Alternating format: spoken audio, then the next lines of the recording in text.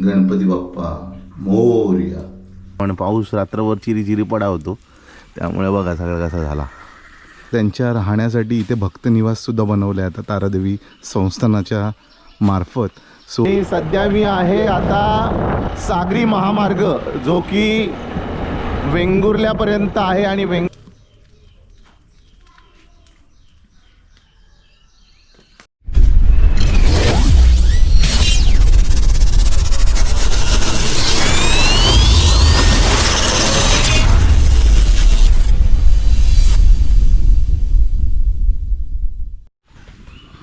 सुप्रभात मंडळी. मी प्रिनय बोलेकर पुन्हा एकदा आपल्या सगळ्यांचं स्वागत करतो आजच्या एका नवीन दिवशी. आणि आजची सकाळ बघा किती सुंदर झालेली आहे. सकाळचे 7 वाजलेले आहेत आणि मी आहे माझ्या घराच्या मागच्या बाजूला, जिथे आम्ही एक छोटासा विस्तव पेटवला आहे, म्हणजे एक चूल पेटवली आणि त्यावरती पाणी गरम करतो आहे. खरं तर गॅस वगैरे सगळं आहेच, पण गावी आल्यानंतर चुलीवर नानीतल्या पाण्यानं आंघोळ करणं म्हणजे एक वेगळीच पर्वणी असता आणि त्याची मजा आणि त्याचा जो शेक असता, पाण्याचा गरम पाण्याचा जो शेक असता ना, तो काहीतरी मस्तच लागता. नानीक कसं मोठं तपेलो लागता, पण आमच्याकडे तपेलो नाही, तर आम्ही या टोपामध्येच करतो पाणी गरम आणि बरं वाटतं. म्हणजे गावी आल्याची फील येतं एकदम. आणि चांगल्याप्रमाणे पाऊस रात्रभर चिरी पडा होतो, त्यामुळे बघा सगळं कसा झाला एकदम भारी. आणि वेगवेगळ्या पक्ष्यांची आवाज सकाळी काही ऐकू मिळतात आहे. आणि घर आमचं असा कसा एकदम शेवटा का, म्हणजे एकदम शेवटचं घर आमचा, त्यामुळे मग हे सगळे प्राणी वेणी पक्षी बिक्षी सकाळी उठून गाऊक लागतात ना, ते आमका ऐकूक मिळतं आहे. सर मस्त फिला. पाऊस चिरी चालू जा. काल मिरक झालो, मग आमका वाटलं होतं काल पाऊस पडतो जोरात म्हणत, पण काय रात्री पडूक दिवसा पडूक नाही, पण रात्रीपासून मग चिरी सुरू केल्या. रात्रभर होतो पाऊस. आता थोडं कमी आहे म्हणून हे आम्ही चूल पेटवून घेतली आणि आता पाणी गरम होतं आमचं. आंघोळ बिंघोळ करूया आणि आजच्या पुढच्या कामाला लावूया.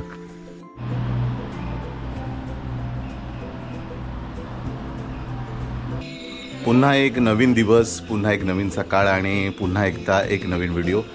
आपण आजच्या दिवसाचं प्लॅनिंग असं केलं आहे की आज आपल्याला जायचं आहे आपल्या कुलदैवतेला, म्हणजे तारादेवीला आणि आमच्या भगवतीला दाडोबाला. तर आम्ही आता तिथे जाणार आहोत. ते आहे केळूसला, म्हणजे इथून एक अंदाजे 14 ते 15 किलोमीटर असेल बहुतेक. एक्झॅक्ट मला माहीत नाही, पण 14 ते 15 किलोमीटर असू शकतं. बाईकने जाणार आहोत, कारण आनंदने आधीच मला बाईक.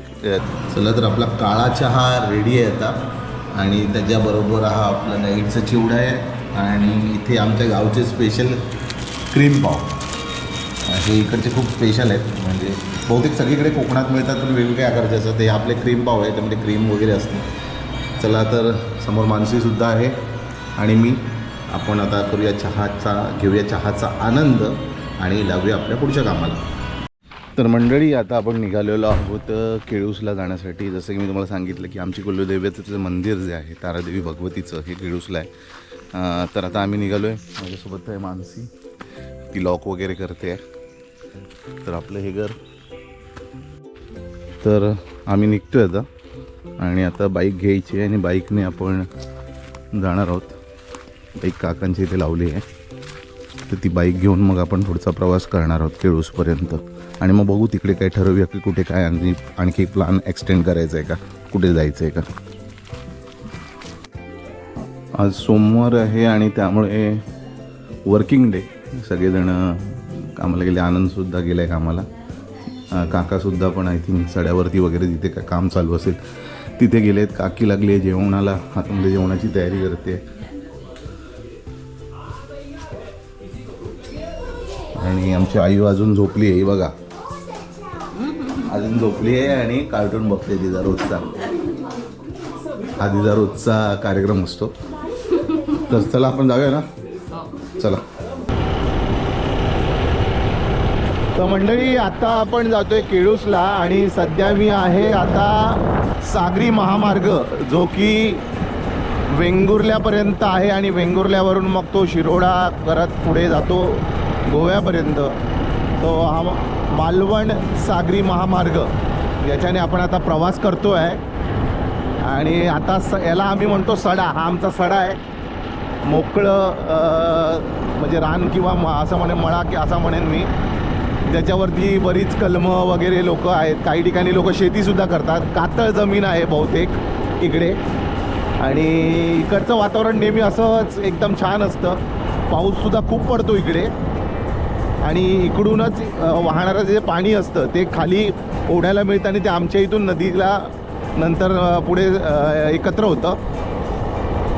इथे आता सध्या अनेक ठिकाणी जमीन विक्रीचे बोर्ड लावलेले आहेत.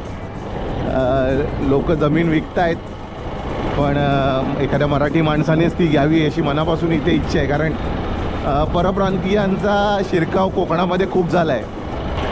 आश्चर्याची गोष्ट म्हणजे की नेपाळी लोक जे पूर्वी मुंबईमध्येच आपल्याला दिसायची त्यांची संख्या आता कोकणामध्ये खूप जास्त आहे. कारण कामाला माणसं मिळत नाही. आपली मराठी माणसं काम करायला बघत नाही आणि त्यामुळे त्यांचा शिरकाव इथे आता झालेला आहे.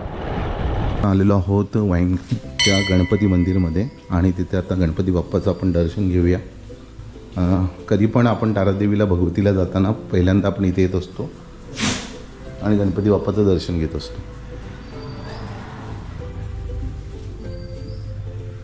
बघा गणपती बाप्पाची किती छान मूर्ती आहे. गणपती बाप्पा मोरया. आपण आपल्या तारादेवी आईच्या मंदिराजवळ आणि इथे बघू शकता किती छान एंट्रन्स आहे. तारादेवी प्रसन्न असं एंट्रन्सलाच छान अशी कमान आहे. त्यानंतर पुढे बघते तर कळस आणि हे भव्य असं मंदिर तारादेवीचं जे की आपल्या किळूसमध्ये आहे. खूप प्रसन्न वातावरण आहे. कधीही या इकडे खूप छान वाटतं. आणि ते म्हणतात ना एक गावचा फील जर कुठे अनुभवायचा असेल तुम्हाला तर तिथे किळूसला प्रत्येकाने यावं आणि भेट द्यावी. इथे अशी छोटीशी दुकानंसुद्धा आहेत जेणेकरून ओटी वगैरे किंवा नारळ वगैरे तुम्हाला जर हवे असतील तर तुम्ही इथे घेऊ शकता. आणि एकूणच किळूस गाव एकदम संपूर्ण आहे, पूर्ण आहे. कारण इथे जवळच नदी आहे, इथे शेती आहे. त्याच्यानंतर याच्या बाजूलाच तुम्ही बघाल तर इथे समुद्रसुद्धा आहे. त्यामुळे खूप छान वातावरण असतं इथे नेहमीच. बघा किती प्रसन्न वाटते. आता चला मंदिराच्या आतमध्ये जाऊया आपण आता.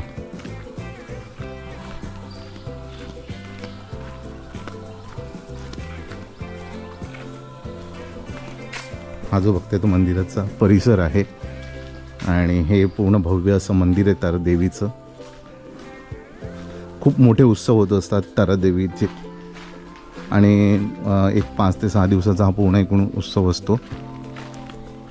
नाटक वगैरे खूप छान छान गोष्टी त्यावेळेला आपल्याला इथे अनुभवायला मिळतात. इथून सुद्धा छान कळस दिसतोय. हा मुख्य एंट्रन्स आहे, प्रवेश आहे. इथून समोर बघताय तर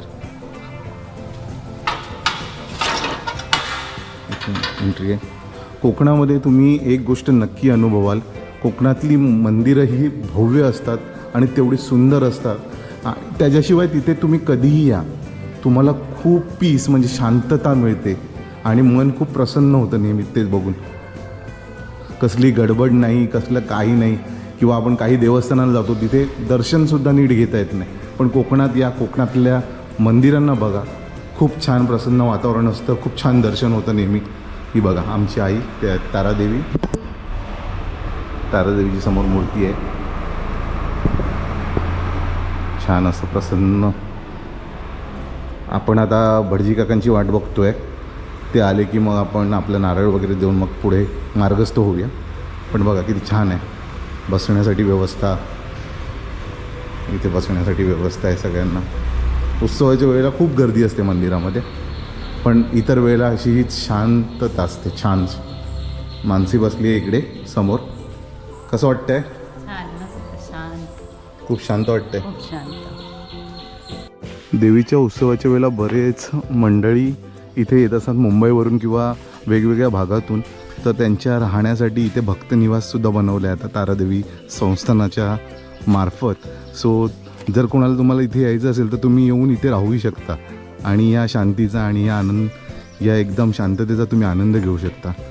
आता इथे पुढेच आपण जरा जाऊया आणि इकडची किळूसची एक शाळा आहे. पण ती शाळा एवढी सुंदर दिसते आहे ना की मोठ्या मोठ्या कॉलेज किंवा मुंबईतल्या मोठ्या मोठ्या ठिकाणाला लाजवेल. आणि मला पण तो मोह आवरला नाही म्हणून मी जातो आहे त्या शाळेजवळ आणि तुम्हाला दाखवतो, प्रयत्न करतो. हे नवभारत विद्यालय किळूस नंबर 1. तालुका वेंगुर्ला, जिल्हा सिंधुदुर्ग, इकडची ही शाळा. किती छान शाळा आहे बघा, किती रेखीव चित्रकाम केलेलं आहे, किती छान कलर आहे. आणि खरंच अशा शाळा आता फक्त गावामध्येच भेटू शकतात आणि त्या कोकणामध्ये. किती सुंदर शाळा आहे बघा. खूप छान असं मेंटेन केलेलं आहे आणि खरंच खूप छान वाटतंय बघून हे सगळं. आजूबाजूचा परिसर, झाडं, सगळं वातावरण एकदम प्रसन्न करून जातं. आणि का नाही कोणाला इथे शाळेत येऊन अभ्यास करावा असं वाटणार. मुंबईला मुलं जी कंटाळतात ना शाळेमध्ये जायला, ती सुद्धा आनंदाने येतील आणि इथे शिक्षण घेतील. एवढं सुंदर वातावरण आहे शाळेचं.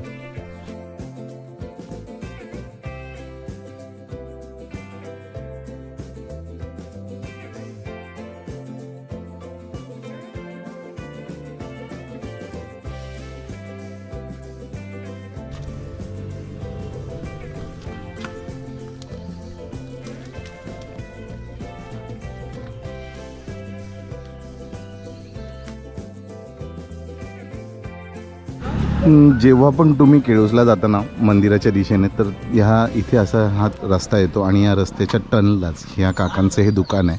आणि त्या दुकानामध्ये कांद्याची भजी इतकी सुंदर मिळते ना. आणि जेव्हा पण इथून तुम्ही पास व्हाल ना, त्या कांद्याच्या भजीचा वास ना सगळीकडे येत असतो. सुवास सगळीकडे येत असतो. तर तुम्ही कधी जर इथे आलात ना, तर इकडची कांदा भजी नक्की टेस्ट करून बघा. आणि ती फार लिमिटेड असते, म्हणजे दुपारीच्या नंतर तुम्हाला मिळणार पण नाही. त्यामुळे लवकर सकाळी येण्याचा प्रयत्न करा आणि या कांदा भजीचा आनंद घ्या.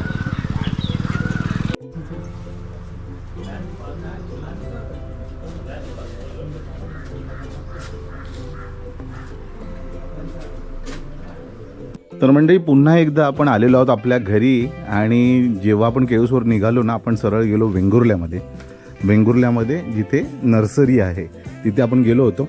आणि खरं तर तिकडे शूट करायचं होतं, पण आम्ही बाईकने गेलो असल्यामुळे आम्हाला जास्त झाडं सांभाळून शूट करता आलं नाही. आणि दुसरी गोष्ट म्हणजे पाऊस पण आला, त्यामुळे आपल्याला काही जास्त हे करता नाही. आणि प्लॅन माझा खूप जास्त झाडं घेण्याचा होता, पण जेव्हा झाडांची उंची आणि एकूणच त्याचा बुंदा वगैरे सगळं बघितल्यानंतर मला जास्त घेता आली नाही. पण जी घेतली त्यांची माहिती देतो.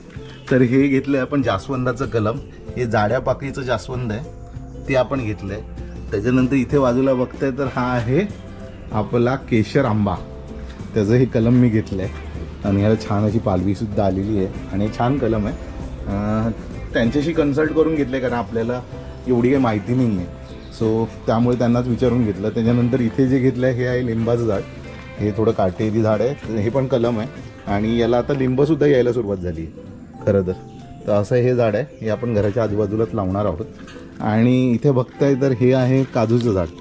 आता कसं आहे, आपण मुंबईला असणार आणि इथे गुरं असतात जी की येतात आणि मग झाडांना खातात वगैरे, झाडांची पानं वगैरे. तर मी त्यांना विचारल्यानंतर त्यांनी सांगितलं की काजूच्या झाडांना गुरं खात नाहीत, म्हणजे त्यांची पानं खात नाहीत. त्यामुळे हा जो वेंगुर्ला 7 नंबरचा काजू, जो मोठा काजू असतो, ह्याची 2 कलमं आम्ही घेतली आहेत. इथे एक कलम आहे, हे दोन्ही बाजूने म्हणजे ह्याला बऱ्याच अशा फांद्या फुटलेल्या आहेत, बघू शकतो. आणि ही शॉर्ट म्हणजे टाईममध्ये फळं देणारी झाड आहे. अजून बराच विचार होता की आंब्याची अजून 2-3 झाडं घ्यायची होती, पण जागा आपल्याकडे कमीच आहे. आणि त्याच्याशिवाय फळांची घ्यायची होती, चिकूचं घ्यायचं होतं, पेरूचं घ्यायचं होतं, पण ते कॅरी करणं तिथून बाईकवरून खूप कठीण होतं. सो पुढच्या वेळेला बघूया, किंवा आता आपण आहोत अजून 2 दिवस, जर मन झालं तर परत जाऊन घेऊन येऊ 2-3 झाडं आणि लावून घेऊ. आता झाडं लावायचा प्लान इथे खाली चाललं आहे, कारण मोठी जी झाडं आहेत ती मला या लाईनमध्ये लावायची आहेत. कारण ज्यावेळेला मागे बाबा आले होते इथे, त्यांनी सांगितलं होतं इकडे तू झाडं लावू शकतोस. तर इथे बघूया, थोड्या अंतरावरती आंबा आणि काजूची झाडं लावायची आहेत. त्याच्यानंतर इथे ऑलरेडी काकांनी मला एक सांगितलं की लिंबाचं झाड लावलेलं आहे. तर इथे एक लिंबाचं झाड आहे खाली, बघताय तर काही छोटे दिसते ना, हे लिंबाचं झाड आहे खालती. इथेच बघूया, किंवा वरती इथे कुठेतरी लिंबाचं झाड लावणार आहे. आणि जास्वंदाचं पण इथेच लावायचं घराच्या आजूबाजूलाच. देव करू आणि कुठल्या गुरांनी वगैरे खाऊ नये, बस एवढीच आता सध्या मनात इच्छा आहे की आम्ही गेल्यानंतर कुठली गुरं वगैरे येऊन त्यांनी खाऊ नये. तो इथे त्याच्याशिवाय काही बियाणंसुद्धा आणले. ते बियाणं दाखवतेस का जरा? एक मिनिट, मानसीकडे ते बियाणं आहेत, ते पण दाखवतो तुम्हाला. आणि इथे बघते तरी सुंदर वेगळ्या पिंक कलरची सदाफुलीसुद्धा आणली आहे. ही पण घराच्या भोवताली लावायची आहे, जेणेकरून छान फुलं येतील आणि खूप छान दिसेल घराच्या बाजूला. त्याला 2-3 फुलं होती, पण आता आणताना ती आमच्या हातातून थोडी पडली आहेत आणि पण छान आहे झाड. आणि इथे तुम्हाला बियाणं दाखवतो. तर हे जी 2 आहेत ही तवसा म्हणजे काकडी जी असते ना आपली, ही त्याची बिया आणल्या आहेत. त्या घराच्या अवतीभोवती टाकायच्या आहेत.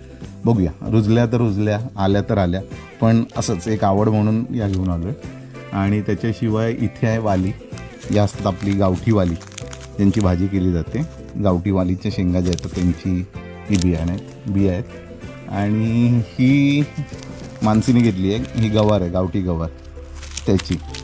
तर बघूया काय आता किती टाकतोय, किती रुजतात आहे, काय आहे. आपण आता आपल्या घराच्या अवतीभोवती अशा गोष्टी करत राहायला पाहिजे.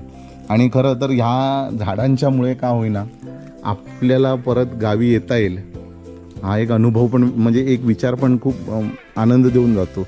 कारण असं तर आपण या झाडांच्या देखभालीसाठी वगैरे यावंच लागणार, कारण जर देखभाल झाली नाही तर झाडं म्हणजे मोठी होणार नाहीत किंवा ती खाल्ली जातील कोणाकडनं, म्हणजे गुरांकडनं वगैरे. आणि ज्यावेळेला नर्सरीत गेलो ना, तिथे एक गृहस्थ मिळाले. त्यांनी सांगितलं की झाडांची संवाद महत्त्वाचा असतो, त्यांना खतं महत्त्वाची नसतात. कारण रस्त्याच्या बाजूला वाढणारी झाडं यांना कुठलंही खत नसतं किंवा पाणी टाकणारं कोण नसतं, पण त्याला जी येणारी फळं असतात किंवा त्याला येणारी जी पालवी असते ती संवादांमुळे येते, आजूबाजूच्या माणसांच्या संवादामुळे. तर आपण जर असलो तर या सगळ्या गोष्टी होत असतात. त्यामुळे बघूया, प्लॅन आहे येत राहायचा आणि या झाडांची देखभाल करत राहायचा.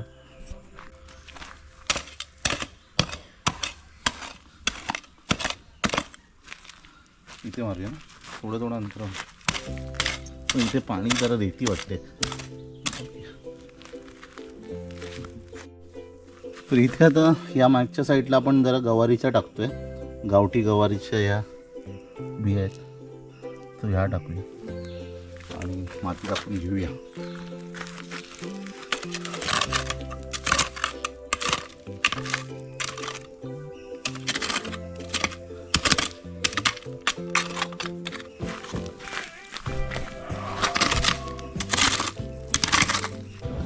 दरवाजाच्या समोर अशी काही शोभेची झाडं लावली आहेत. ही आमच्या काकांच्या दरवाजात होती, तर त्यांच्या फांद्या क्रॉस कट करून आणल्या आहेत आणि काही आमच्या खालतीसुद्धा होती.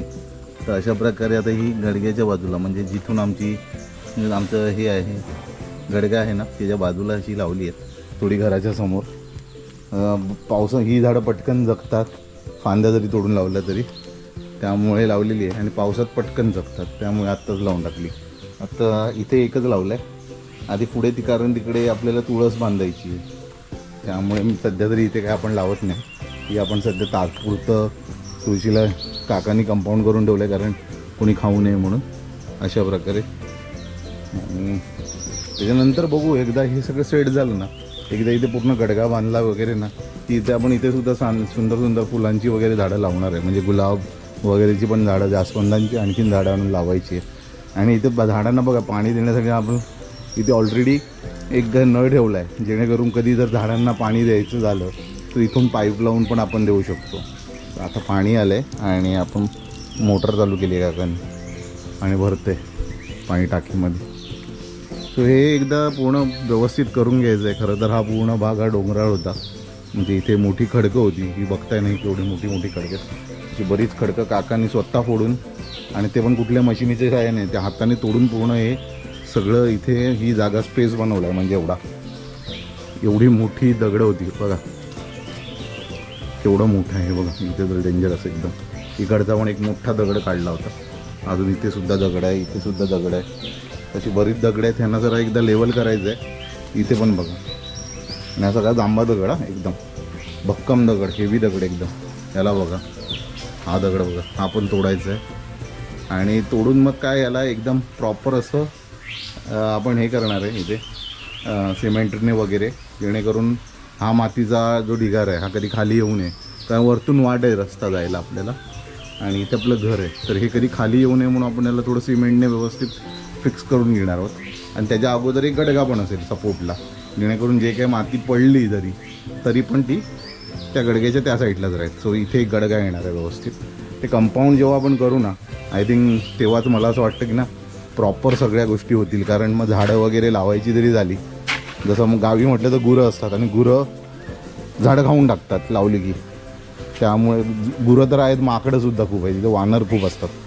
त्यामुळे जर आपल्याला झाडं वगैरे आधी लावायची असेल तर आपल्याला पूर्ण प्रॉपर तयारी करावी लागणार आहे. समोर बघा कुठल्या तरी पक्ष्यांचा आवाज येतो आहे, भारी आवाज आहे. किलबिलाट सुरू आहे, संध्याकाळ झाली आहे ना आता. संध्याकाळचे आय थिंक 4:30-5 वाजले आहेत वाटतं आणि किलबिलाट सुरू झाला आहे पक्ष्यांचा पण. एकदा पाणी भरून घेऊया जरा आणि आज जरा जाऊया आपल्या समुद्रकिनाऱ्यावर वेंगुर्ल्याच्या. नवीन सिलिंक वगैरे बंदर फिरून येऊया, जरा मजा करून येऊया.